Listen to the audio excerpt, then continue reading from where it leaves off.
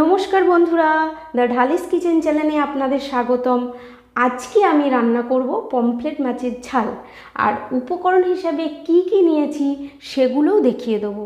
তার আগে আমি একটা গুরুত্বপূর্ণ কথা বলতে চাই।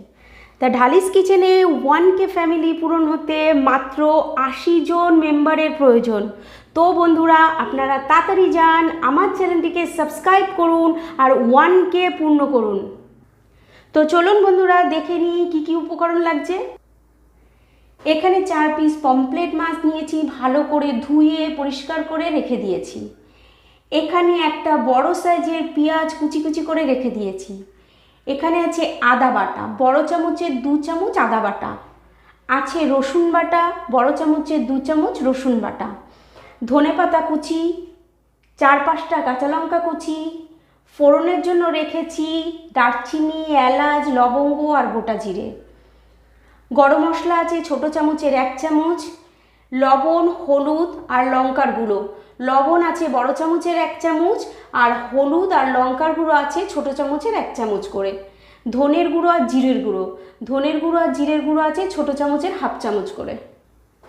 পমফ্রেট মাছগুলোতে এবার আমি লবণ আর হলুদ মাখিয়ে নেব।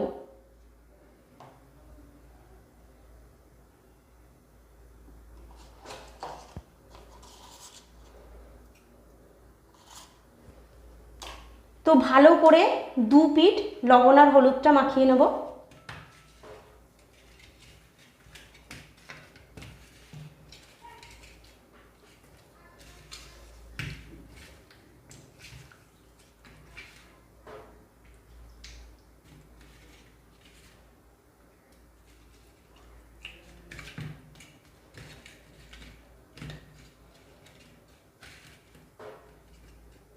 ভালো করে লবণ আর হলুদ মাখিয়ে নিয়েছি।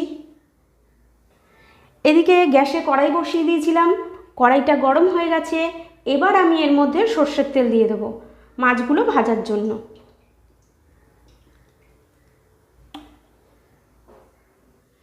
তেলটা গরম হয়ে গেছে। এবার আমি এই যে লবণ আর হলুদ মাখানো পমফ্রেট মাছগুলো একটা একটা করে দিয়ে ভেজে নেব।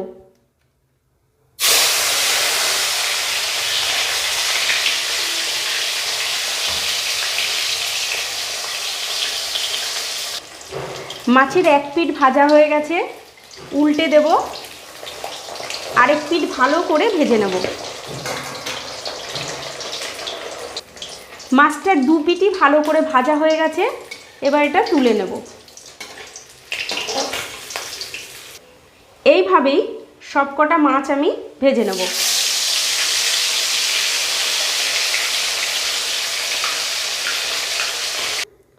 সমস্ত মাছগুলো ভালো করে ভেজে তুলে নিয়েছি। এবার ওই তেলের মধ্যেই আমি ফোড়ন দেব, এলাচ, লবঙ্গ, দারচিনি আর গোটা জিরে।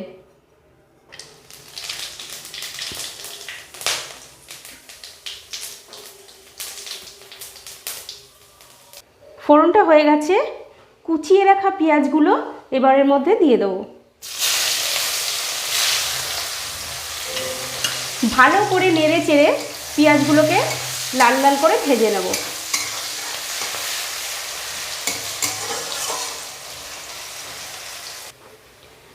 পেঁয়াজগুলো ভালো করে ভাজা হয়ে গেছে। এবার এর মধ্যে আমি দেব আদা বাটা,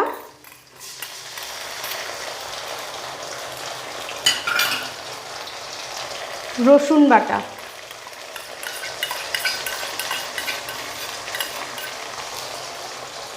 2 মিনিট ভালো করে একটু কষিয়ে নেব।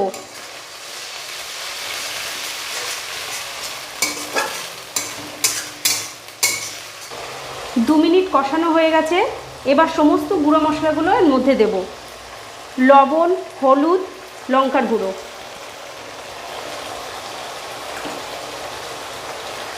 ধনের গুঁড়ো, জিরের গুঁড়ো।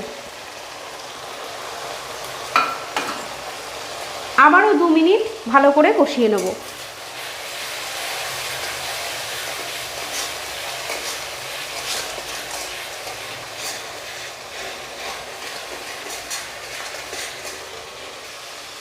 দু মিনিট কষানো হয়ে গেল।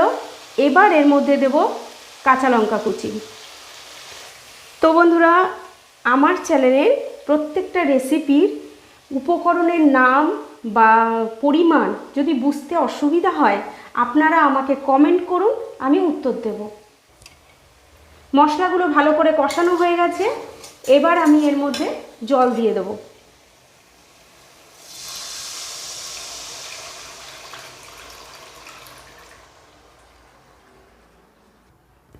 ভালো করে ঝোলটা ফুটে উঠলেই এর মধ্যে ভাজা মাছগুলো দিয়ে দেবো। ঝোলটা ফুটে গেছে, এবার আমি এর মধ্যে ভেজে রাখা পমফ্রেট মাছগুলো দিয়ে দেবো।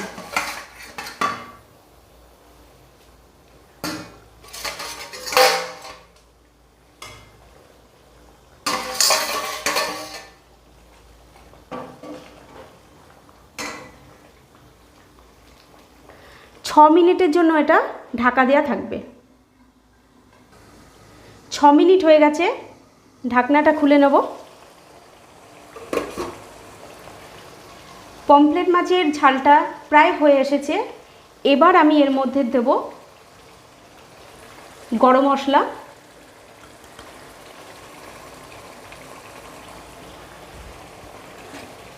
আর দেব ধনেপাতা কুচি।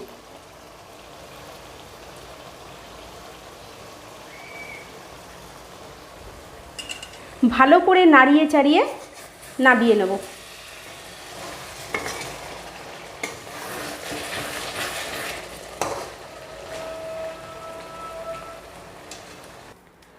পমফ্রেট মাছের ঝাল আমার তৈরি হয়ে গেছে, এটা পরিবেশনের জন্য একদম রেডি। তো বন্ধুরা, আমার এই রেসিপিটি যদি আপনাদের ভালো লেগে থাকে তবে আমার চ্যানেলটিকে অবশ্যই সাবস্ক্রাইব করুন, আর রেসিপিটি যদি ভালো লেগে থাকে একটা লাইক করুন, আর আপনার প্রিয়জন বন্ধু বান্ধব সবাইকে শেয়ার করুন।